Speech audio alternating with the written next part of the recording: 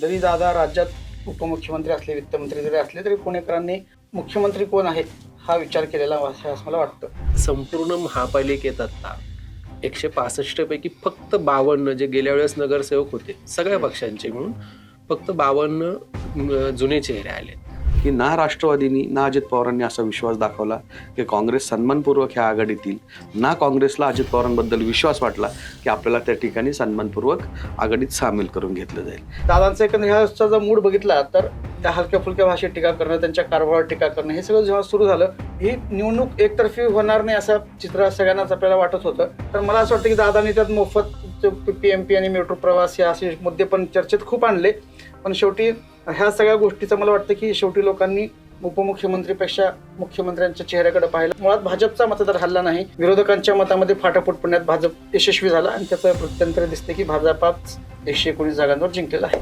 काँग्रेस आणि शिवसेना मनसे यांची तशीही शक्ती नव्हतीच आणि त्यांच्यातले सगळे संपूर्ण शिवसेना तर खाली झाली होती, म्हणजे स्पर्धाच नव्हती. राहिला प्रश्न मनसेचे 2च होते, एकच राहिला होता, तीही स्पर्धा नव्हती. आणि तिसरा विरोधक होता काँग्रेस फक्त सायलेंट मोडमध्ये त्यांच्या पॉकेटवरच काँग्रेसने तिथले जे प्राबल्य आहे तेवढंच काँग्रेसचं लक्ष होतं. प्रत्येक सर्व्हेमध्ये कधीही काँग्रेसला 10 पेक्षा कमी जागा दाखवलेल्या नव्हत्या. इंडिव्हिज्युअल काँग्रेसला म्हणतो मी एक, आणि यावेळेस त्यांना बरोबर शिवसेनेची थोडीफार साथ मिळाली, शिवसेना मनसेची साथ मिळाली. पण त्यांनी काय फार फरक पडला काँग्रेसच्या मतांमध्ये असं मला काही वाटत नाही. पण काँग्रेसचा परफॉर्मन्स चांगला राहिला. नमस्कार, टॉप न्यूज मराठीमध्ये आपलं स्वागत. मी अरुण मेहत्रे आणि आपण पाहतात आमचा निवडणूक विशेष कार्यक्रम पंचायत. मंडळी, पंचायतची सांगता किंवा समारोप करण्याची वेळ आलेली आहे, कारण महापालिका निवडणुकांचे निकाल घोषित झालेले आहे आणि अपेक्षेप्रमाणे राज्यामध्ये अपवाद वगळता बहुतांश ठिकाणी भारतीय जनता पक्षच भारी ठरलेला आहे. विशेष करून पुणे आणि पिंपरी चिंचवडमध्ये भारतीय जनता पक्षानं आपली सत्ता राखलेली आहे. तर या पुणे, पिंपरी चिंचवड सह प्रमुख महानगरपालिकांमधील निकालाचं मुद्देसूद विश्लेषण आपण करणार आहोत.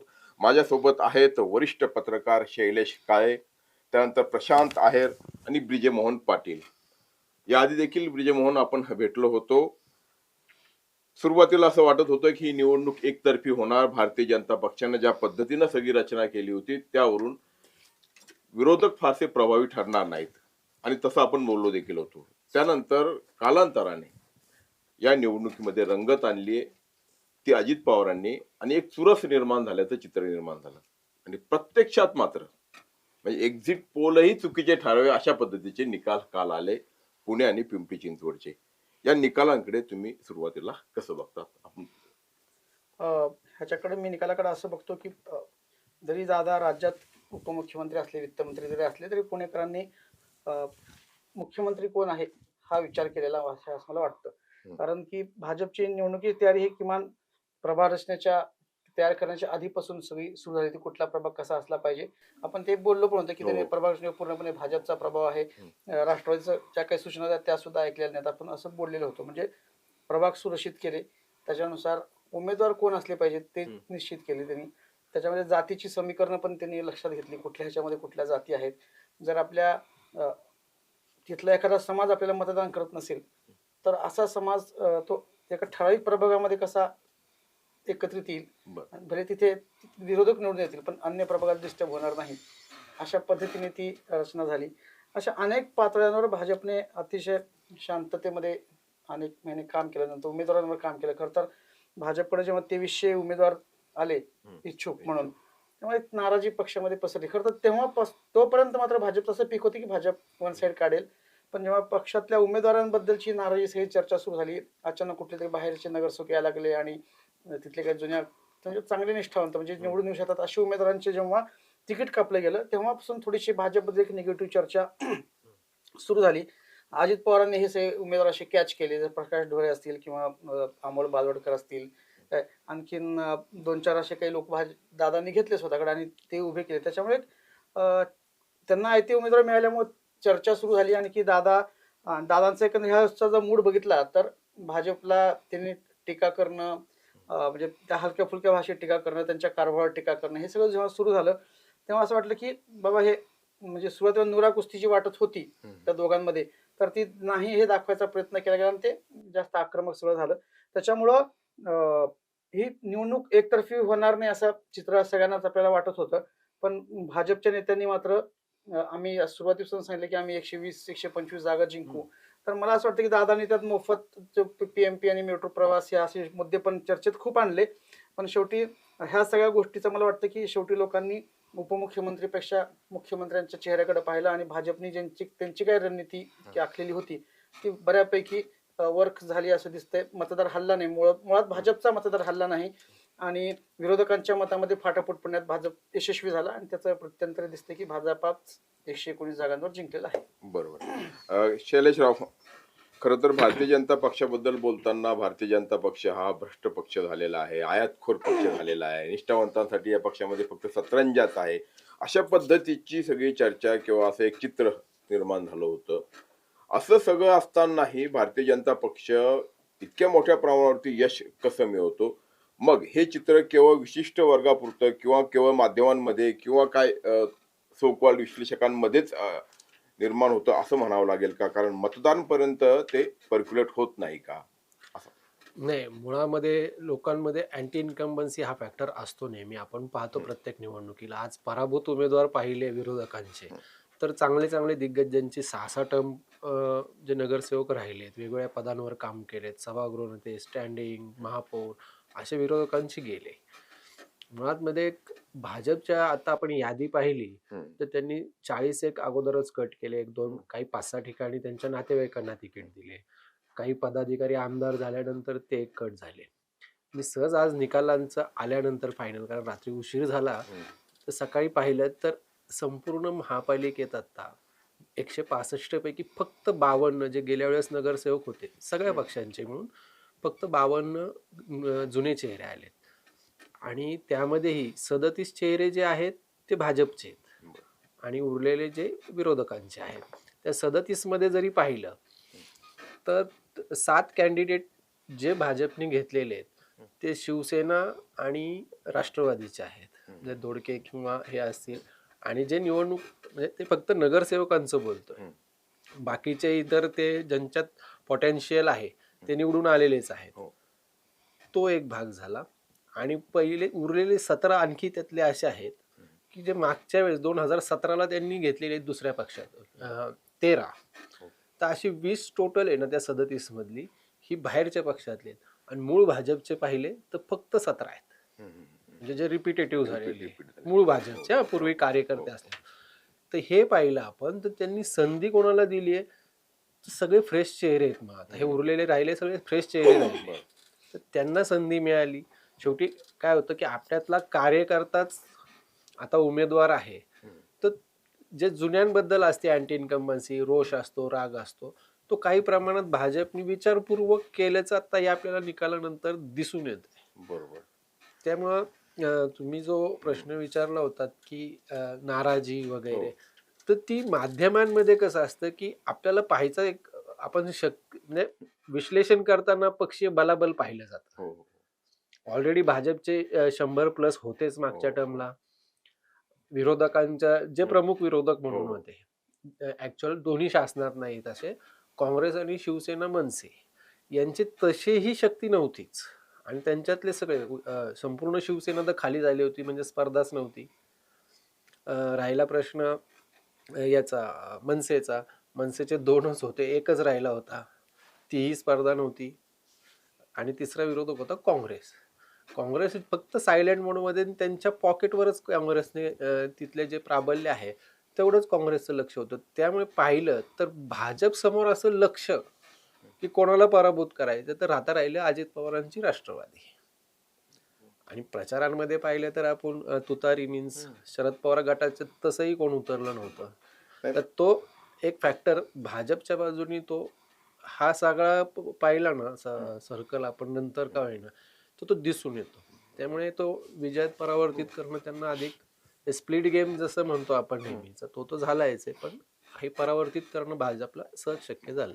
प्रशांत, मला तुम्ही सांगा की दोन्ही राष्ट्रवादीचं एकत्र येणं याची खूप चर्चा झाली आणि खूप अपेक्षा त्या निमित्तानं वाढल्या, कारण पुणे हे खरं तर राष्ट्रवादीचं एक चांगलं स्ट्रॉंग सेंटर आहे, स्ट्रॉंग होल्ड असलेलं सेंटर आहे. आणि जोडीलाच दोन्ही ठाकरे बंधू म्हणजे शिवसेना म्हणजे जरी क्षीण असले तरी दोन क्षीण एकत्र आले तर काही प्रमाणामध्ये त्यांच्यामध्ये ताकद निर्माण होते असं बोललं जातं. तर याचा देखील काही परिणाम झाला नाही असंच म्हणावं लागेल. आपण मला वाटतं मागच्या वेळेस ज्यावेळेस बोललो त्यावेळेस हा विषय बोललो होता.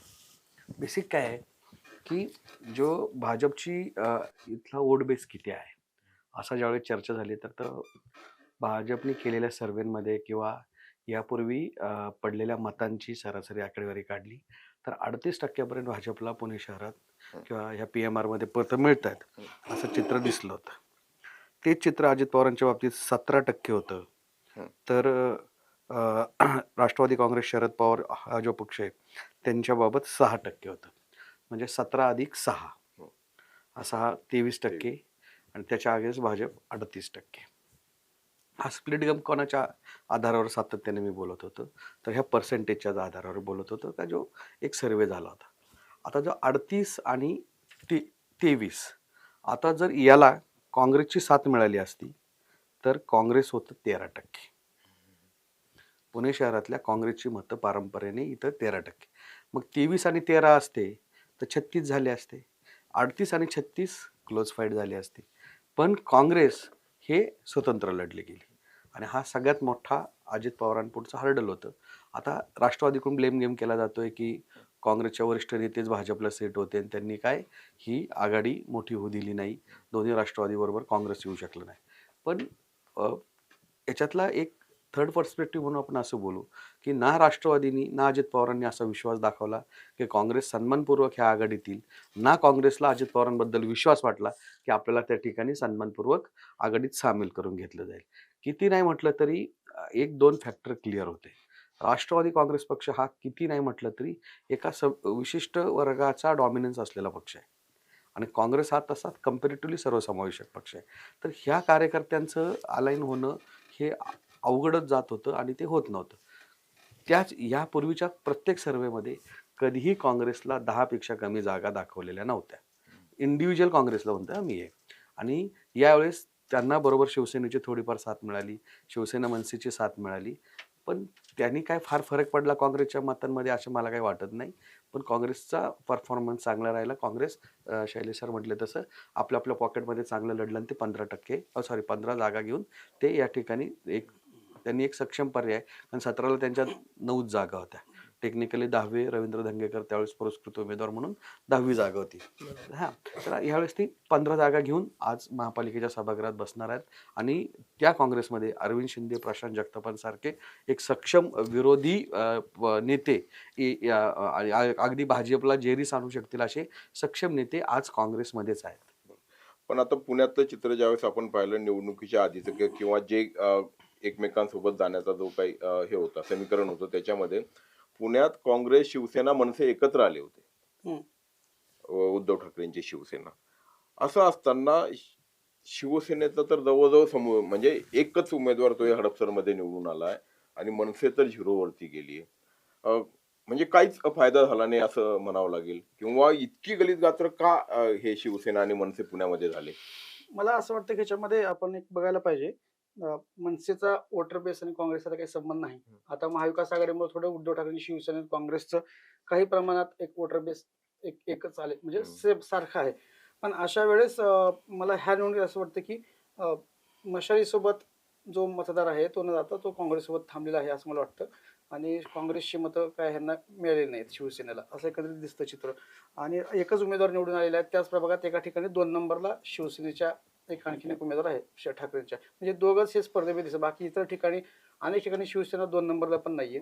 तर हे स्थिती आहे. ह्यांना एकमेकाची मतं झालेली नाहीत. आता मग काय झालं ह्याच्यामध्ये, मग काँग्रेसला जी मतं आहेत ना, आता आपण जसं बघूयात कोंडव्याचा कौसरबागचा जो सगळा पट्टा आहे तिथं काँग्रेसची 3 नगरसेवक निवडून आले आणि 1 राष्ट्रवादीचा आला. तिथं दरवेळेस राष्ट्रवादी काँग्रेसचं प्रभुत्व असतं बऱ्यापैकी. नंदा लोणकर वगैरे सगळं त्या भागात निवडून येतात.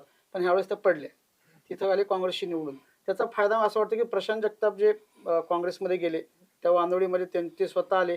त्यांच्या शेजारच्या प्रभागामध्ये मग हे 3 आले. तर हे जे काँग्रेसनीच स्वतःच्या मताची वोट बँक व्यवस्थित केली. मी तुम्हाला की प्रभाग रचना करताना पण अशा पद्धतीने केली की इतर प्रभाग डिस्टर्ब होणार नाहीत भाजपला. हे मतं तिथंच राहिल्यामुळे ते निवडून आले आणि त्याच्यामध्ये जी काही लढत झाली ती काँग्रेस आणि राष्ट्रवादीची झाली 19 मध्ये विशेषतः, तिथं राष्ट्रवादीचं नुकसान झालेलं आहे. तर हे आपण पाहू शकतो, हाच सगळा वोटिंगचा खेळ पुणे शहरामध्ये मला दिसतोय बरं. सध्या. आणि प्रचारात पण हे खूप तसे ढिले किंवा मागे होते. म्हणजे शिवसेना असू द्यात, मनसे असू द्यात, हे दोन्ही म्हणजे किंवा काँग्रेस आहे. खरं तर काँग्रेस स्थानिक लोकांच्या त्यांच्या पॉकेटमध्ये निवडून आले एवढंच. पण खूप काही मोठा आक्रमकपणे प्रचार केला असं काही घडलं नाही. नाही ते पुण्याकडे म्हणजे तसं त्यांचं दुर्लक्ष होतं होतं त्यांच्या ते. नेत्यांचं. आले एक दिवस जुजबी काय प्रेस कॉन्फरन्स घेतल्या, थोड्याफार रॅली केल्या आणि ते निघून गेले, असं सगळं झालेलं होतं. म्हणजे आता जे काय हे यश आहे काँग्रेसचं, मला वाटतं हे काँग्रेसच्या मतदारांचं यश आहे आणि त्या उमेदवारांनी जे केलेले प्रयत्न आहेत त्याचं यश आहे. ह्याच्यामध्ये काय काँग्रेसची पॉलिसी किंवा त्यांचे नेते वगैरे ह्यांचं काही ह्याच्यामध्ये कोणाचं काही नाहीये. हे काँग्रेसचा जो बांधलेला त्यांचा जो, जसं प्रशांतने सांगितलं की 13% त्यांचं वोटर आहे, तर त्यांचं हे यश आहे. बाकी हे यश म्हणजे इतर नेता त्यांचं कोणाचं यश नाही असं आणि मला त्यामुळे वाटतं. मतदाराची भावना अशी होती की यांनाच बहुधा जिंकायचं नाही. म्हणजे काँग्रेस तर आपण नाही, कशाला एवढं हे नाही, करायचं. मुळामध्ये शिवसेनेच्या स्थापनेपासून भाजप सोबत युतीत असल्यामुळे त्यांना ज्या जागा मिळायच्या, मागच्या वेळेसही ती युती तुटल्यामुळे ती थोडीशी एक भावना असते की लोकांची, नाही ठीक आहे यांचं दिलं पाहिजे, त्यामुळे ते 10 आले होते. यावेळेस ते 10च्या 10 दुसरीकडे गेलेत ना. हो. म्हणजे त्यांच्याकडे लढणारं असं कोणीच नव्हतं. तर लढणारच कोणी नसल्यामुळे याच्यात पण तुम्ही पाहिलं असेल विधानसभेच्या वेळेस कोणाला उमेदवारी द्यायची, घ्यायची का नाही, घेतली तरी आपली प्रॉक्झी घ्यायची, असेच प्रकार झाले होते. त्यामुळे त्यांनी ऑलरेडी निवडणूक शिवसेनेत तशी सोडली होती. इथंच काय लोकल करायचे ते तेवढाच होता. एक शिवसेनेचं नाव टिकवायचं किंवा काय, त्याच्या पलीकडे शिवसेनेचं काहीच नव्हतं. मनसेच्या बाबतीतही तीच आहे. मनसेचे 29 नगरसेवक आले होते, त्यातले त्यांच्याबरोबर आता किती आहेत जे आपण विरोधी पक्षात होते आणि तेव्हा. तुम्ही आता जसं म्हटलं कोणी- गेल्या वेळी फक्त 2 राहिले होते, त्यातलेही हं. एक वसंत मोरे गेले होते आणि हां. साईनाथ तर बाबर त्यामुळे- तर आता म्हणजे नाही, स्वतःही आणि पराभूत कसं झाले. होतं की शेवटी आज त्या दोन्ही पक्षांनी मुंबईवर त्यांचं फक्त मुंबईच, शिवसेनेचा स्प्लिट झाल्यानंतरच्या ह्या सगळ्या गोष्टी आहेत ना. शेवटी Sorry. शेवटी ह्या गोष्टी झाल्यानंतर आता तो प्रभावी नेते कोण आहेत? तुम्ही काँग्रेसचं जरी म्हटलात, काँग्रेसचं कोणच आलं नाही, प्रभाव पाडू शकणारे कोण नाही आहेत ना. की आले तरी आता तर राहुल गांधीच, मध्ये आधी राज्यातले नेते कोण आहेत? म्हणजे फेसच नाही. फेस फेसलेस की प्रभाव पद्धतीने ते पाडू निवडणुकीला शकतील जावं. किंवा काहीतरी एखाद्या निवडणूक बसून स्ट्रॅटेजी आखू शकतील. आता निवडणूक फक्त त्याच्यावर नाही होत, पद पैसा वगैरे ह्या गोष्टी. आता ते सत्तेत नसल्यामुळे त्याही गोष्टींचं हे नाही ना.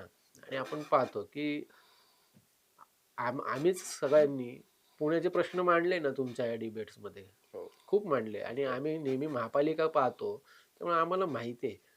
तर मग असं आहे का मग की आता पुढे प्रश्नच राहिले नाही, काही वेळेस असा प्रश्न पडतो लोकांच्या अडचणी आहेत की नाही.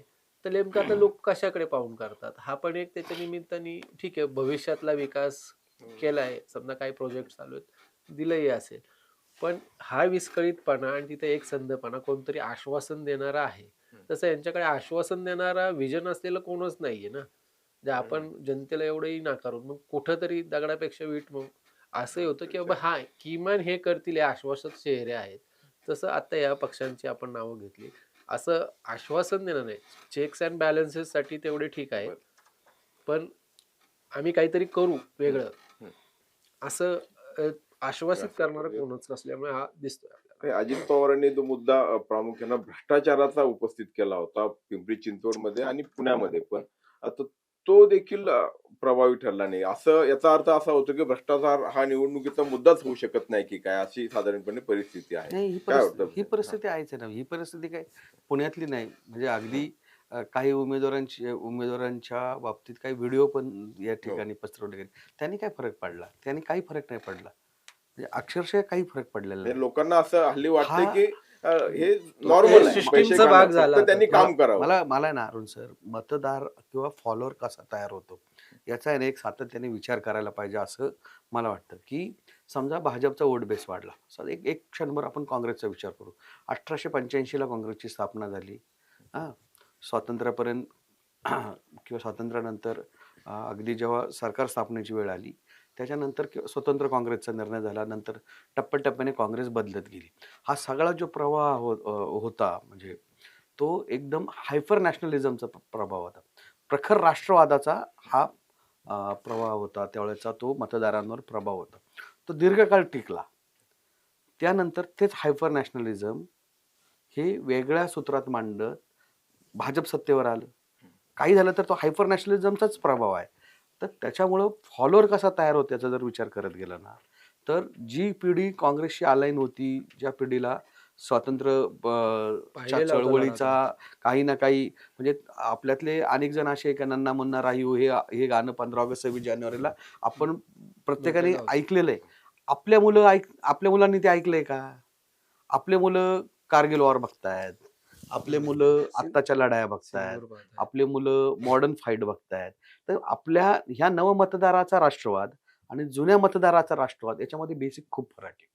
हा विचार अजिबात या Ignore ठिकाणी करताय ना. होत नाहीये. कारण माझं म्हणणं काय आहे की आपल्या मनावर काय बिंबत आलेलं आहे, कोण योग्य कोण अयोग्य हा 2 मिनिट मुद्दा सोडून द्या. काय योग्य म्हणजे हा डिबेटचा भागच नाही. पण मतदार किंवा फॉलोअर कसा तयार होतो याचा जर नीट विचार केला ना, तर तो असा आहे. आणि मग या केसमध्ये अजित पवारांनी भ्रष्टाचारावर बोलावं का? मी हा मुद्दा मांडतो म्हणजे याच्यात टीका टिप्पणी करणं हा विषय नाहीये. परंतु मग तो मुद्दा अजित पवारांच्या तोंडून बोलून तो प्रभावी होत नाही. तो आपनी बोलूनही प्रभावी झालेला नाही. तर अजित पवार बोलून काय प्रभावी होणार आहे? म्हणजे अजित पवार एका बाजूला भ्रष्टाचाराचा मुद्दा अजित पवारांनी उपस्थित केला का त्याच प्रेस कॉन्फरन्समध्ये लगेच अजित पवारांना त्यांच्या सिंचन घोटाळ्याचा मुद्दा मांडावा लागतो, त्यांनाच मांडावा लागतो. ही जर अशी परिस्थिती असेल तर तो मुद्दा प्रभावी होईल कसा?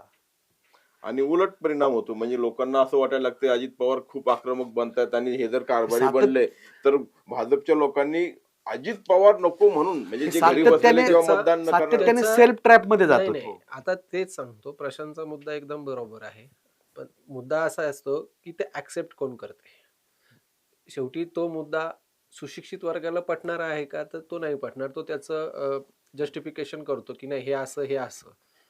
पण जो कॉमन आहे ना, एकदमच कॉमन, जो फक्त जसं तिकडे आपण म्हणतो की तिकडे एक स्वरूपाचे भक्त आहेत, तसे इकडे पण ते भक्त आहेत. म्हणजे आता आपण जी मतं किंवा निवडून आलेला भाग पाहिला ना काँग्रेस किंवा राष्ट्रवादीचा, तो मोस्टली स्लम एरिया आहे. हो. म्हणजे तिथं स्लम त्या विचार करत नाही असं म्हणणार नाही, तिथं नाही, तो भाजपच्या विचारीच आहे तो. पण मोस्टली 50च्या ऐवजी तिथे 49 आणि 51% असेल की जो हा बाबा हे म्हणतायत ते बरोबर आहे, किंवा त्याच्या पिढ्यानपिढ्या त्याच्या परिस्थितीने तो दुसरा विचार करू शकत नाही. तिथे यांना बऱ्यापैकी मतं मिळालेली आहेत. म्हणजे तो पर्क्युलेशन कुठं असतं की आज जसं युथ पिढी आहे ना, ते हे चांगलं आणि हे वाईट. नाही नाही नाही शैलेश सर, त्याच्यातला माझा जो मुद्दा म्हणायचा ना, समजा या ठिकाणी काँग्रेसच्या जागा त्यांना मिळतात, तिथं भ्रष्टाचाराचा मुद्दा नाहीये, समजून घ्या त्या वर्गापुढे. बरोबर. पण तिथं संविधानाचा मुद्दा आहे. संविधानाचा. त्या ठिकाणी हिंदू मुस्लिम आहे, तिथं भ्रष्टाचार नाहीच आहे. माझं म्हणणं मला हे सांगायचं की भ्रष्टाचार हा कुठंच प्रभावी मुद्दा नाहीये. म्हणजे आता जे चार आता एकाच भ्रष्टाचाराचा मुद्दा निवडणुकीत नाहीच आहे. कारण की कशामुळं आता पैसे वाटपाचा कार्यक्रम सगळीकडे झालाय ना, आणि सगळ्यांनी केला. सगळ्यांनी केलाय. म्हणजे काय तो फक्त असं नाही. एकाने केलाय असं नाही ना, सगळ्यांनी सगळ्यांनी केलाय. लोकांनीही दोघांकडनं पैसे घेतलेले आहेत. म्हणजे लोकही त्याच्यामध्ये इन्व्हॉल्व आहेत ना. म्हणजे डिमांड पण आहे, त्याला सप्लाय. पूर्वी पैसे घेतो म्हणायला लाज वाटायची, निवडणुकीत पैसे घेतले खूप आता किती उघडपणे चर्चा होते. बोलता बोलता अरे एवढेच दिले बरं असं म्हणतात लोक. इतकं उघडपणे झालेलं आहे. तर निवडणुकीत भ्रष्टाचार हा मुद्दा नाहीये. आणि नाही, मुद्दा ते बरोबर. पैसे हा मुद्दा कुठंच नाहीये. सर्रास सगळेजण पॅकेज पण घेतात. बरोबर. त्यांनी आणि कोणीच भ्रष्टाचारावर किंवा निवडणुकीतल्या पैशांवर बोलू नये, कोणाला नैतिक अधिकार नाही असं माझं स्पष्ट मत आहे. बरं, पण आता आम्हाला याच्यामध्ये भ्रष्टाचार मुद्दा नाही, पण हे देवेंद्र फडणवीसांनी जे व्हिजन मांडलं होतं किंवा आतापर्यंत केलेल्या कामांची यादी, मग ते मेट्रो बघा आमची कशी, आणि अशा पद्धतीने एक्झॅक्ट अरुण सर, ही आता एकदम तुम्ही राईट ट्रॅकवर आले. ही जी निवडणूक आहे ना, ही निवडणूक अजित पवार कितीही ते विरुद्ध मुरलीमोळ घेऊन जात असले तशी नव्हतीच. ही निवडणूक देवेंद्र फडणवीस विरुद्ध अजित पवार अशीच झाली. आणि हा ट्रॅप अजित पवारांनी स्वतः घडवून आणला. आणि त्या इमेज पुढे देवेंद्र फडणवीसांची इमेज ही मोठी ठरली. आपण सुरुवातीला मी हा मुद्दा मांडला होता की लोकांनी उपमुख्यमंत्र्याकडे बघून मतदान केलेलं नाही, तर मुख्यमंत्र्यांकडे बघून मतदान केलं. आपण पहिल्या प्रश्नाला तर निवडणूक तशीच झाली. एक मुद्दा याच्यामध्ये परत तो आपल्याकडे दुर्लक्षून चालणार नाही. शिंदे सेना जे तर त्यांना म्हणजे जागा वाटप किंवा युतीबाबत शेवटपर्यंत धुलवत ठेवलं आणि मग शेवटी ती काही युती घडून आली नाही. तुटली म्हणण्यापेक्षा, म्हणजे त्यांच्या भाषेत की ते म्हणत नाही ही तुटली, ही घडून आली नाही, कारण आधी घोषित केलं होतं. आणि असं करून त्यांनी शिंदेचं देखील नामोनिशाण या ठिकाणी पुण्यामध्ये मिटवलं असं. त्यांनी मिटवण्यापेक्षा सेनेनी ते स्वतःच हम्म. मिटवलंय ना. हम्म. म्हणजे शिंदेकडचे जे आता पाहिलं आपण सगळी मंडळी, हम्म. ती सगळं मला पाहिजे ह्याचे आहेत. पक्ष संघटना वगैरे त्यांचा काही संबंधच नाही ना. ज्यांना तर तिकीट नाही मिळत किंवा काय नाही होत, खिरापती सारखी तुम्ही 2 तासात 100 तिकीट वाटू शकता का? त्याला ती निवडणूक म्हणूच शकत नाही ना आपण. किंवा 2.5 वर्ष किंवा 3.5 वर्ष झालं तुम्ही बाहेर पडला आहात. त्यानंतर पूर्वी शिवसेना म्हणजे किमान बोर्ड लागणं, तिथं शाखा प्रमुख नेमणं, गट प्रमुख नेमणं, म्हणजे जे शिवसेनेची स्टाईल आहे. तसं काही झालेलं पाहिलंय का? जोपर्यंत ते मुख्यमंत्री होते तोपर्यंत त्यांच्या भोवती सगळे लाभार्थी होते. लाभार्थी म्हणूनच बऱ्यापैकी जमलेली मंडळी होती. त्यामुळे पक्ष वाढवणं आणि त्यांना निवडून येणं हा त्यांच्या पुढे काय ना त्यांनी सिरियसली घेतलं नेत्यांनी ना खाली कोण सिरियस होत. नाही, पण पुण्यात तर त्यांना चांगले नाही, चेहरे नाही. मिळाले होते म्हणजे नाही, धंगेकर नाही, वगैरे सर. आता सर, तुम्ही- हा. युती तोडणं ही मला वाटतं शिवसेनेची त्यांची राजकीय आत्महत्या आहे. काही ठराविक नेत्यांच्या अतिमहत्वाकांक्षी पोटी स्वतःच्या हट्टासाठी ही सही केलेलं आहे. नाहीतर आज हे शून्य झालेले आहेत ना, किमान एखाद 2 त्या 15 पैकी किमान 2-4 तर निवडून आले असते. नाना भानगडे नाही, पडले असते का विधान युती परिषदेत? झाली असती तर जास्त एखादे आले आले असते ना त्यांचे. स्ट्राईक रेट भाजपला फायदा जाऊ द्या, भाजपचा कदाचित फायदा झाला, पण त्यांचा स्वतःचा फायदा झाला असता आणि स्वतःच्या महत्वाकांक्षेसाठी आणि स्वतःच्या हट्टासाठी हे सगळं अख्खा पक्ष त्यांनी खड्ड्यात घातलेला आहे असं मला कारण स्पष्ट इथं मत आहे. धंगेकरांची नाही. इथेच मुलाखत झाली होती. त्यावेळी ते बोलले होते की शहरात सगळीकडे युती होईल पण माझ्या प्रभावामध्ये होणार नाही. म्हणजे अशी जर भूमिका असेल. एक स्ट्रॅटेजी म्हणून समजून घ्या, म्हणजे विथ ड्यू रिस्पेक्ट दोघांच्या मतांचा एक स्ट्रॅटेजी म्हणून समजून घ्या. एकनाथ शिंदेंना युती मुंबईत करावीशीच वाटली आणि भाजपलाही करावीशीच वाटली. झाली की नाही युती? तिथं कोणी एक धंगेकर किंवा तिथं कोणी एक आबा बागुल किंवा तिथं कोणी एक मुरलीधर मोहोळ नव्हते का? ठाण्यात तुम्हाला बरोबर जावं असं वाटलंच की नाही? कल्याण डोंबिवलीत तुम्हाला बरोबर जावं असं वाटलंच की नाही? नाशिकमध्ये तुम्हाला बरोबर जावं असं वाटलंच की नाही? हां, प्रश्न कुठं आला? औरंगाबादमध्ये. मग त्यांच्या लक्षात आलं आपण दोघांनी भांडायचं, MIM तिसरं भांडल. MIMला किती नाही म्हटलं तर 31च्या सायझेबल जागा मिळतातच संभाजीनगरमध्ये. छत्रपती संभाजीनगरमध्ये एवढ्या जागा मिळतातच. म्हणजे भांडायचं कोणी? भाजप, शिवसेना आणि MIM आणि महाविकास आघाडीचा सुपडा साफ करायचा. पोस्ट इलेक्शन एकत्र यायचं. स्ट्रॅटेजीचा भाग होता. जर असं वाटलं असतं एकनाथ शिंदेना नाही आपल्याला पुण्यात युती करून जायचंच आहे, कोणत्या खालच्या नेत्याची हिंमत होती हो एकनाथ शिंदेसमोर म्हणायची? शेवटचा कॉल मी ऐकलेला आहे. भाजप आबा बागुलांना स्वीकृत त्यांच्या कोट्यातून द्यायला तयार होतं, कधी नव्हतं. पण तरी त्यांनी 1 मिनिट तुम्हाला बघा, तुम्ही करत असेल तर ठीक, नाही तर सोडा. मी तुम्हाला सांगतो, टॅली म्हणजे काउंट काढलेला नाही. शिवसेनेला या महापालिकेच्या निवडणूक 3 ते 4% मतं मिळालेली असतील. ओव्हरऑल त्यांनी उभं केलं. ही 3 ते 4% मतं आता आपण बोलणार नाही. हे आपण विधानसभेच्या वेळेस बोलू, हे आपण लोकसभेच्या वेळेस. आपण कुठल्या आधारावर म्हणतो एकनाथ शिंदेना एवढी मतं आहेत इथं? शेवटी कुठला तरी बेसच धरणार ना. हाच एकनाथ शिंदेंनी बघितला. आता हा लोकल नेत्यांचा इश्यू होता. त्यांना त्यांचा स्वार्थ साधता आलेला नाही. मी किती ठिकाणी सांगू छुपी युती झाली.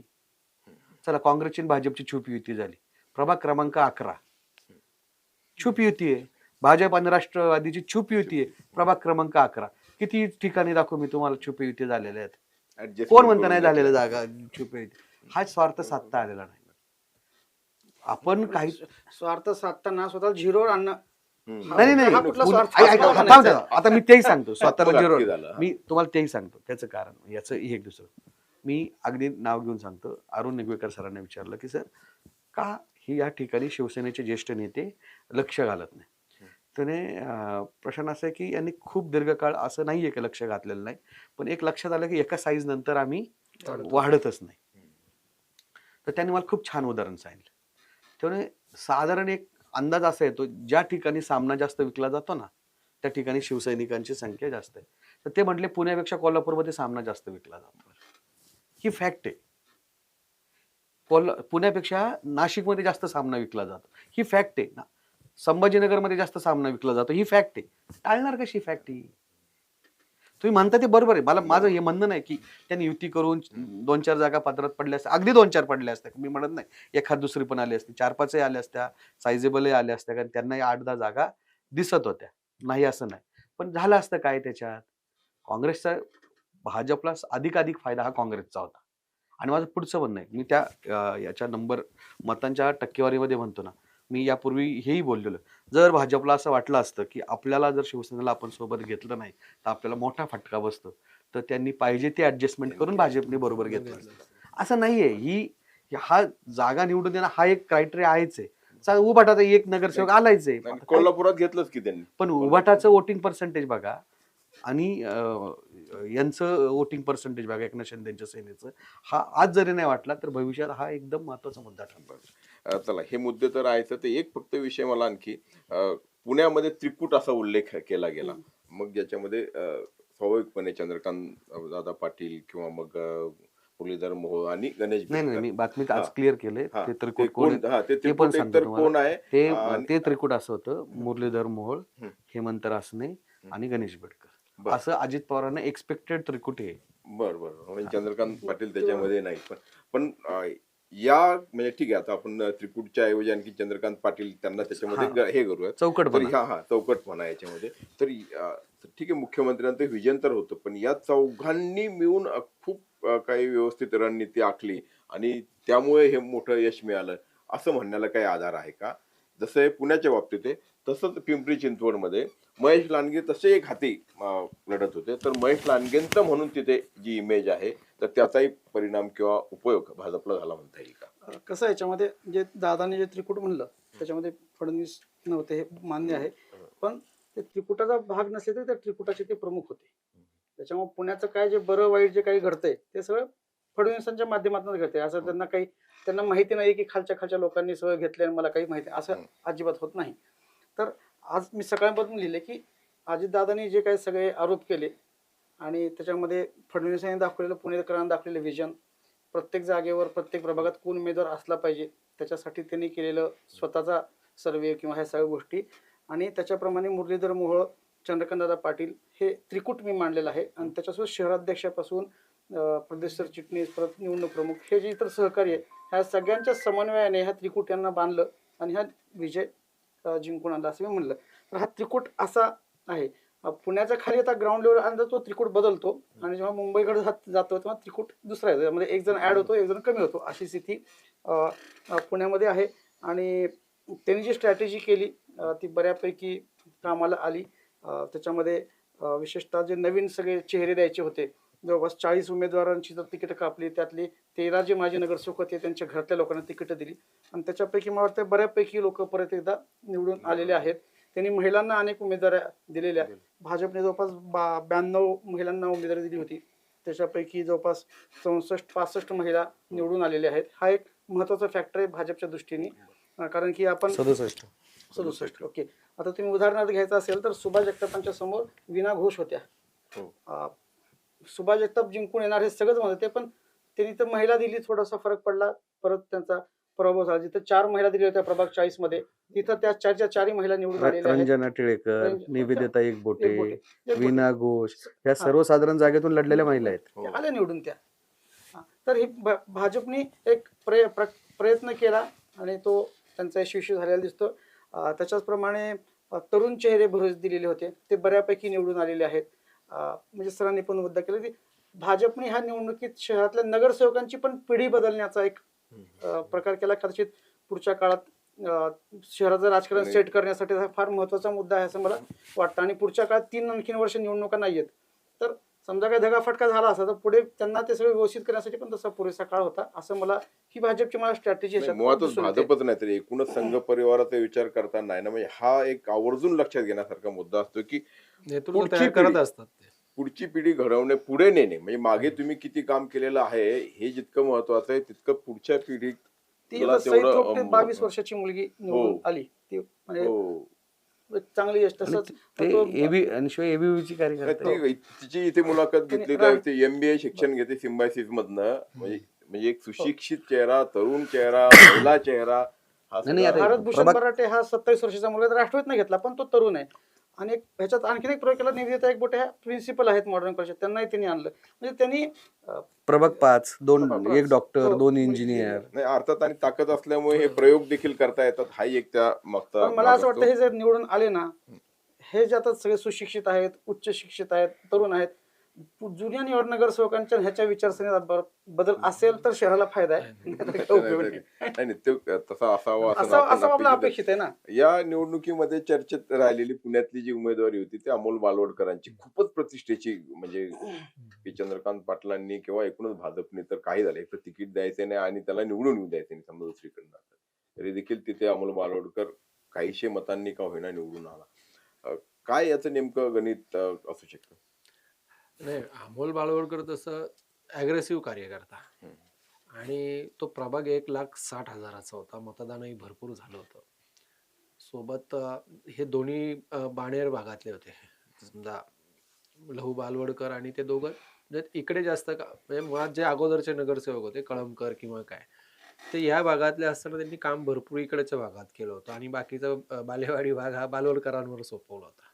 बालवडकरांचं ऐन वेळेस शेवटपर्यंत झुलवत ठेवून जो तिकीट कापला, बरं तो युथ आहे, तसंही फार काय मोठ्या वयाचं नाही आणि कायम चर्चेत असलेला, तर ते तिथल्या जनतेला मे बी अपील झालं असं की याच्यावर अन्याय झालाय. बरं ते स्थानिक गावकी भावकीचं राजकारण असतं. सोबत बाबूराव चांदेरेंसारखा तसा कसलेला पैलवान आणि जो नव्याने जो भाग आलाय माळुंगे सूस, त्याला काय महापालिकेच्या निवडणुकांचं गणिताचं आतापर्यंत काही घेणं नव्हतं. तर तो पूर्वीपासून 2022ला जेव्हा 3चे प्रभाग केले ते महाविकास आघाडीने, तेव्हाच तो तिकडचा भाग बाबूराव चांदेरेंनी आपण तिथूनच लढणार अशा पद्धतीची ती तयारी होती. त्याचा फायदाही म्हणजे बालवडकरांचा फायदा जसा बाबूराव चांदेरेंना इकडच्या भागात झाला, कारण गेल्या वेळेस बाबूरावांचा विजय हार्डली 100-200 अशा काहीतरी एकदम 1,200 मतांनी ते आले होते. तर ती बांधणीचा फायदा त्यांना जो आपण लास्ट पर्यंत ती निवडणूक गेली, जरी भाजपच्या अनेक दिग्गज नेत्यांनी त्याच्या मागे ताकद लावली सगळ्याच पद्धतीने, पण तो केवळ तो जो भावनेचा मुद्दा झाला आणि त्यांनी तो तितक्याच यांनी उचलला गेला. तर मला वाटतं ते त्या भावनेवरच तो स्वार झाला आणि तिथनं साथ मिळाली. आपण पाहिलं शहरामध्ये काही दिग्गज देखील पराभूत झाले, पण दुसऱ्या बाजूला त्या आंदेकरांच्या घरातल्या 2 महिला जेलमध्ये असताना, म्हणजे कुठल्या प्रकारची यंत्रणा प्रत्यक्षात नसताना, सगळी बँक खाती गोठलेली असताना त्या निवडून येतात. मी एका असं बोलताना मी सांगितलं होतं की ही निवडणूक ठरवणार आहे की त्या भागात खरंच एखाद्या पक्षाचं वर्चस्व आहे की आंदेकरांचं वर्चस्व आहे. तर असं मी म्हणेन की ह्या निवडणूक तिथं त्या भागात जरी ते गुन्हेगार असले काही झाले तिथं आंदेकरांचंच वर्चस्व आहे असं मी स्पष्टपणे आता नमूद करतो. कारण की त्यांचे प्रॉपर्टी सील होत्या, बँक अकाउंट फ्रीज होते, त्यांचं स्टेटस जरी ठेवलं तरी पोलीस एखाद्या कार्यकर्त्याला उचलून घेऊन जायचे. म्हणजे अशी सगळी स्थिती, घरातले पुरुष लोक सगळी जेलमध्ये आहेत बऱ्यापैकी आणि ह्या दोघी जेलमध्ये. असं असताना तिथल्या लोकांनीच इलेक्शन हातात घ्यायचा जो प्रकार म्हणतात, त्यांच्या कुटुंबातली काही मुलं होती तिने इलेक्शनचा प्रचार केला आणि थोडेफार त्यांनी राष्ट्रवादीचं तिकीट ते पूर्वीपासून राष्ट्रवादीलाच होते त्यामुळे त्याची मदत झालेली असेल, पण गुन्हेगार म्हणून नाकारायचं एखाद्या ह्यांना तर ते काय त्या प्रभागातल्या लोकांना ते आवडलेलं नाही. भले मुख्यमंत्र्यांनी पण सांगितलं की पुण्यात लोकांना हा मुद्दा आवडलेलाच नाही आहे गुन्हेगारांना उमेदवारी देणं वगैरे, पण तिथं त्या लोकांना तेच पाहिजे होते आणि त्या लोकांना शेवट 88ची निवडणूक झाली पण शेवटी ते तिथे विजय झाले.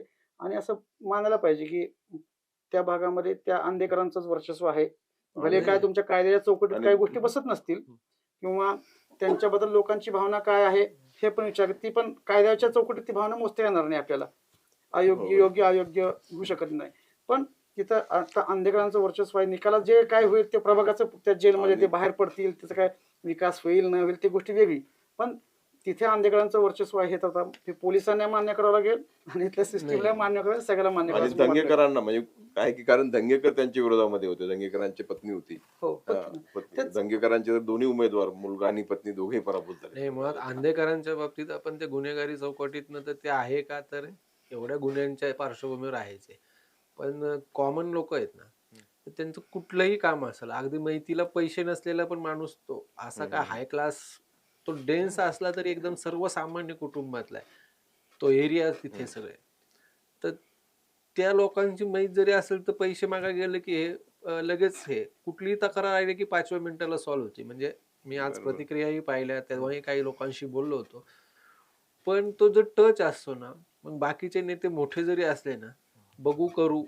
किंवा परत या, त्यापेक्षा त्या जनतेने त्यांचं आहे ना इमिडिएट ऍक्शनला रिॲक्शन, तो गुन्हेगारीचा पार्ट केलेले गुन्हे तो एका बाजूला, तो शेवटी लोक बरं आता याचे साईड इफेक्ट काही प्रमाणात म्हणजे ठीक आहे त्या प्रभावामध्ये त्यांचा विजय झाला, पण याचे साईड इफेक्ट दुसरीकडे काही होण्याची शक्यता होती का? कारण नाही, ते कुठं पहिल्यांदा कुठे गेली मला वाटतं बरेच नाही, ती वर्षाची राजकारण साईड इफेक्ट या अर्थाने की राष्ट्रवादीला जे अपेक्षित यश मिळालं नाही अजित पवारांच्या, कारण काय नाही नाही काही नाही, नाही. काही त्या त्या बेल्टचा असं काही नाही ना संबंध काही, नाही की त्या कारण बेल्टचा काय- काही काही नाही. कारण अंधेकरांच्या- नाही एक यांनी चौक- गुन्हेगारांना नाही, तिकीट देणार पुण्यात असं एक नाही. चौक बदललं की असं- राजकारण बापू बदलतं. नायर 39 मधनं उभा होता प्रभाग क्रमांक, त्यांनी बाळा ओसवून झुंजवलंय निवडणूक हो, देताना 9-10 हजार मत आहेत. 3-4 मतांनी पडलाय. आज- ह्याचा काही फरक अजित पडलेला पवारांचं नाही. परसेप्शन खराब करायला हा. देवेंद्र फडणवीसांनी हे टूल वापरलं का तर वापरलं. वापरलं. त्याचा इम्पॅक्ट झाला असेल नसेल हा आणखी वादातीत हा. मुद्दा आहे, पण ते टूल वापरलं इथपर्यंत हा मुद्दा आहे. मला वाटतं कितपत प्रभावी ठरला त्यांनी असं फार आपल्याला नाही तर कोथरूड मध्ये लोकांनी राहूच नाही इतके- रोहिदास चोरगेंची पत्नी निवडून आली ना हो, भाजपच्या आली. उमेदवार भाजपचा पण एक हा. अडतीस असं थोडंच आहे किंवा त्याच ठिकाणी आणखी काही उमेदवार आहेत. बरेच उदाहरणं आहेत की ज्यांची गुन्हेगारी पार्श्वभूमी आहे पण त्यांच्या कुटुंबातले येतातच पण मी ना काय म्हणतो, निवडून. थेट तो काही गुन्हेगार विषय नाही असल्यावर होतो. ठीक आहे, मान्य हा गुन्हेगार दिसतोय, हा. पण समोर एकदम असा साजूक नाजूक चेहरा आणि मागे सगळी गुन्हेगारची गुन्हेगार. टोळी काम करते, टेंडर पासून सगळ्यामध्ये, अशा लोकांचा जास्त धोका आहे. हम्म. आणि त्यांचा सुसवाट झालाय ना, आणि पण आता असं आणि ते पुण्यामध्ये प्रस्थापित आपण झालेत चौका की- चौकांमध्ये फिरतो, टोळके थांबलेले असतात, नुसता धक्का लागला तरी लोक मारतात, कोयता हो. कुठून येतो, हे कुठले गुन्हेगार असतात. ते कुणाला जरी बॅकअप असल्याशिवाय असं थोडी- आलं आम्ही अंधेकरच्या कोणाला मारलं विनाकारण रस्त्यात, हो. असं झाले का पुण्यामध्ये? नाही, त्यांचं काय त्यांच्यात असेल, हो. त्यांच्या संबंध. सामान्य लोकांना काय, तर मी उलट म्हणतो जे छुपे गुन्हेगार आहेत ना हे राजकारणात, आता नगरसेवक त्यांचा जास्त उलट नागरिकांना धोका असं माझं स्पष्ट मत आहे. चला अगदी शेवटचा प्रश्न, कारण आपण जसं म्हटलं की अगदी कमी वेळेमध्ये आपल्याला हे सगळं महापौर कोण आता याच्याबद्दल उत्सुकता, म्हणजे खरं तर काय आहे की ठीक आहे अजून जे आरक्षणानंतर नाही एक्झॅक्टली आरक्षण आपल्याला एक पण साधारणपणे जसं आता मुंबईमध्ये चर्चा सुरू झाली की 6 नावं आता सर्वसाधारण असू द्यात किंवा ओबीसी असू द्यात, असा जर विषय केला किंवा याचा विचार केला तर काय साधारण, कारण त्याच्याबद्दल आता कारण आपलं कसं असतं मीडियामध्ये पुढे काय होणार याच्याबद्दल उत्सुकता निर्माण करणे आणि तुम्ही भाजपच्या बाबतीत प्रेडिक्शन करू शकता? नाही मी तुम्ही करू शकत नाही, नसेल म्हणून. कारण तुम्ही अधिक ज्येष्ठ जरा- आहात. हा म्हणजे भाजपचा इतिहास पाहिल्यावर तुम्ही भाजपच्या बाबतीत प्रेडिक्शन करू शकता? आणि आतापर्यंत माझं असं म्हणणं आहे, पुण्याच्या इतिहासामध्ये महापौर पदाबाबत ना अनप्रेडिक्टेबलच आहे. म्हणजे राष्ट्रवादीच्या काळात पण अचानक मोहनसिंग राजपालांचं नाव आलं. हो. पहिल्यांदा निवडून आलेल्या वैशाली बनकर महापौर झालेल्या होत्या. चंचला कोदरे पण तशाच महापौर झालेल्या होत्या. आता प्रशांत जगतापांचं तशातलं नाहीये सरळ. भाजपने पहिल्यांदा आल्यानंतर थेट टिकांना देऊन एक देशामध्ये मेसेज द्यायचा प्रयत्न केला. तर मला वाटतं की आता जे हे गुडघ्याला बाशिंग बांधून आहेत, अनेकांचे फ्लेक्स पण Hoarding, लावले, flex लागले. फ्लेक्स लागले, तर मला वाटतं की कदाचित एवढे भरपूर नगरसेवक निवडून त्यांच्याकडून काय अडचण नाहीये, तर सरप्राईज एखादा तुम्ही महापौर देऊ शकतात. महापौर कोण याच्यापेक्षा सभागृह नेता कोण याचा ते विचार फार महत्त्वाचं आहे ना, करा. ते स्टँडिंग चालवायचं कमिटी आहे. चेअरमन कोण होईल याचा विचार करा. हे जास्त महापौर इंटरेस्टिंग विषय. नाही त्याला आरक्षण नाही, त्याला आरक्षण नाही, नाही, त्याला आरक्षण नसतं. त्याला आरक्षण नाही. त्याला आरक्षणही नसतं. आता मी मगाशी जो मुद्दा मांडला होता की सगळे नवीन आहेत आणि 3-3.5 वर्ष निवडणुका नाहीये, तर पहिल्या याच्यात थोडासा एक नवीन चेहऱ्यांना संधी दिली जाऊ शकते किंवा काय होऊ शकतं कुठे महापौर पद आणि तो फेस आणि मागे जे पडद्यामागून जे चालवायचं आहे ते चेहरे निश्चित वेगळे असतील असं मला वाटतं. कारण आता निवडणुका असल्या आणि एखादा स्ट्रॉंग महापौर की त्याच्या छबीचा लगेच उपयोग झाला पाहिजे, आता अशी काही परिस्थिती नाहीये.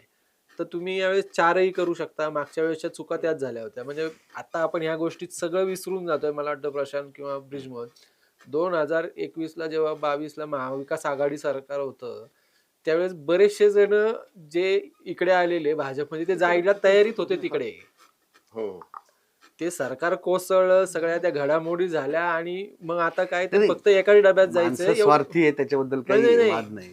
तर तो प्रकार पण पाहायला मिळतो. तर यावेळेस भाजपकडून म्हणजे जे ठराविकच लोकांच्या हातात आणि ठराविकच लोकांनी जे तो त्रिकुटाचा मुद्दा तुम्ही म्हणता ना तसं न करता यावेळेस किमान ते शेअरिंग त्रिकूट तयार करतील. करावं असं त्यांचं म्हणणं आहे. नाही शेअरिंग करतील. कारण काय बऱ्याच चुकातनं माणूस पक्ष कुठलं त्यांचं नाही, संघटना नाही, हे करतात. याच्या- असं मला असं नाही, माझं मत नाही नाही, याच्यात आहे ना तुम्ही बरोबर बोलता. तुमचं काही हे नाही म्हणत मी तुम्हाला फक्त थोडं डिकोड करतो हे असं का घडतं. अगदी आज हे बोलायला अडचण नाही की सर्वाधिक आरोप झाला मुरली मोहोळांवर. त्यांना स्टँडिंग कमिटी चेअरमनशिप दिली, मेयरशिप दिली, त्यानंतर प्रदेश सरचिटणीसपद दिलं, खासदारकी दिली आणि ते मंत्री झाले. म्हणजे गेल्या 5 वर्षातला शहर भाजपचा सर्वाधिक मोठा लाभार्थी कोण असतील तर ते कमी वेळात तडथा कमी आला. वेळात असतील तर ते मुरलीधर मोहोळ असतील. पण मी तुम्हाला अगदी खात्रीने सांगतो, की मुरली मोहोळांना मेयर करण्याचा निर्णय झाला त्याच वेळेस मुरली मोहोळ हे आपले पुण्याच्या खासदारकीचे कॅन्डिडेट आहेत हे जाहीर झालं. म्हणजे हे लॉजिक लावलं गेलं. आता तुम्ही हे जेव्हा बोलता हेमंत रासनेंना, सुनील कांबळेंना ताकद का दिली गेली, तर ते आमदारकीचे कॅन्डिडेट आपल्याला तिथे तयार करायचे होते. तर भाजप जेव्हा सत्तेत आली त्यावेळेस शहराची सत्ता ताब्यात घेताना त्यांच्याकडं सक्षम नेते नव्हते. नेते कुठून, आभाळातून तर नाही येणार, तुमच्या आमच्यातूनच तयार करायला लागणार. ती तयार करण्याची प्रोसेस गेल्या 5 वर्षामध्ये बऱ्यापैकी भाजपने केली. त्याचा प्रत्येक वेळेस त्याला आपण एका निगेटिव्ह शेडने नाही, कधीतरी त्याला पॉझिटिव्ह शेडने पण पाहू. आता नेमकी गंमत ती आहे, आता ह्या महापालिका निवडणुकीमध्ये तुम्ही सगळे ॲग्री व्हाल, प्रत्येक आमदारांनी जो आपल्याला भविष्यात त्रास देऊ शकेल त्याला घोडा लावण्याचा प्रयत्न केला. बरोबर रिव्हर्स इम्पॅक्ट आला की नाही.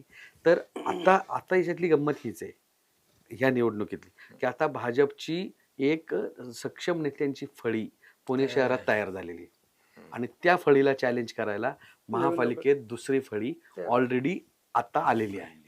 आता हा नव्या जुन्यांचा, पण ते जे नवे आता जे याच्यात आहे असे नाहीये का ते फार ओल्ड स्कूलचे आहेत किंवा फार त्यांना, त्यामुळे हे फार क्लोज आहेत. म्हणजे म्हणजे सनी निमानांच्या उमेदवारीला शिवाजीनगर मधूनच विरोध होतो, त्यांना ओपन मधून सर्वसाधारण मधून लढवायला अशी कारणं कळू शकतात. किंवा खडकवासल्यामध्ये अनेक यालाही होतं. इव्हन म्हणजे काल सचिन दोडकेंनी भावी आमदार म्हणून जो फ्लेक्सवर जो उल्लेख आहे ना त्यांच्या, त्याच्यावरनं सुद्धा भारतीय जनता पक्षात फार गांभीर्याने चर्चा झाली. असं नाहीये की हे सगळं दिसतं असं. फक्त तुम्ही म्हणता ते बरोबर आहे. म्हणजे मला हे कार्यकर्ता म्हणून शैलेश सर हे आपले कायम हाडाचे कार्यकर्ते असल्यामुळे आणि त्यांनी आयुष्यभर कार्यकर्त्याची भूमिकाही लावून धरली आणि ते त्यांच्या कार्यकर्त्याच्या नजरेतून बरोबर आहे. पण पार्टी चालवण्यासाठी जी फळी तयार करायची ना ती फळी ह्या पद्धतीने तयार दूर की केली. सोच ज्याला म्हणतो आपण. आणि भारतीय जनता पक्ष त्यामध्ये आणि मुरली मोहोळांना सातत्यानं शहराच्या केंद्रस्थानी ठेवणं इतक्यापर्यंत की तुम्ही कुठल्याही बाकीच्या व्यवधानामध्ये अडकणार नाही, इतके क्लिअर कट मेसेज होते. बाकी सगळी जबाबदारी हे गणेश बेडकर सांभाळतील ते सांगून ठेवता मी. इतका क्लिअर मेसेज होता, इतका क्लिअर कट मेसेज होता की मुरली मोहोळ क्लीन इमेजनीच या शहराच्या खासदारकीचे कॅन्डिडेट म्हणून सामोरे जातील. आणि आज त्याचं यश मुरली मोहोळ चाकतायत ना, आणि पक्ष देखील टाकतोय त्याच्यामुळे. तर ठीक आहे, हे आलेले सगळे उमेदवार, निवडून आलेले उमेदवार, मग दोन्ही म्हणजे काय की सत्ताधाऱ्यांच्या असू द्यात, विरोधकांच्या असू द्यात, त्यांच्याकडून चांगलं काम होईल अशी आपण अपेक्षा बाळगूयात. आणि जसं गेल्या चर्चेच्या वेळी आपण म्हटलं होतं की नागरिकांचे प्रश्न सुटले पाहिजे, या शहराचे प्रश्न सुटले पाहिजे, इथलं राहणीमान प्रत्येकाचं उंचावलं पाहिजे. तर ते सगळं घडेल असं या निमित्ताने म्हणूयात. जो काही निकाल लागला त्या सगळ्या लोकांचं अभिनंदन. आणि तुम्ही या चर्चेमध्ये सहभागी झालात त्याबद्दल तुमचे मनपूर्वक आभार. एकूणच पुण्याचा विषय किंवा पिंपरी चिंचवडचा विषय जर म्हटलं तर एका वाक्यात सांगायचं तर देवाभाऊंचा स्वीकार किंवा होकार आणि अजितदादाला नकार असं साधारणपणे या निकालाचं विश्लेषण आहे. अर्थात मतदार देखील त्याच्या पातळीवरती त्याच्या पद्धतीनं विश्लेषण करत असतो. त्याबद्दल देखील आपल्याला उत्सुकता आहे. धन्यवाद. तुमची car, electric panel, data server आगीपासून सुरक्षित आहे का? नाही? मग आजच बसवा F protect temperature activated fire suppression device. यामध्ये आहे eco friendly non toxic pressurised liquid जे आग लागल्यास क्षणार्धात ऍक्टिव्हेट होऊन आगीवरती मिळवते नियंत्रण. बसवण्यास अतिशय सोपे आणि सुटसुटीत. डेकालिपचे एक दर्जेदार उत्पादन एफ प्रोटेक्ट.